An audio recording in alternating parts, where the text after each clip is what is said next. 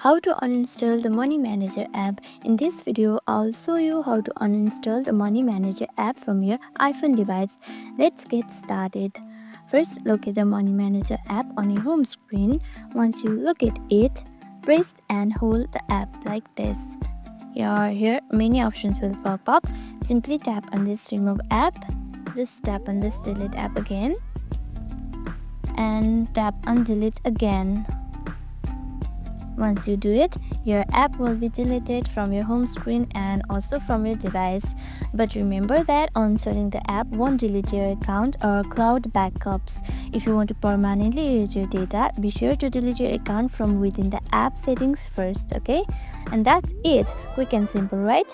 If this video helped you, don't forget to like and subscribe for more tips and tutorials. And if you have any questions, drop them in the comments below and I'll be happy to help you out.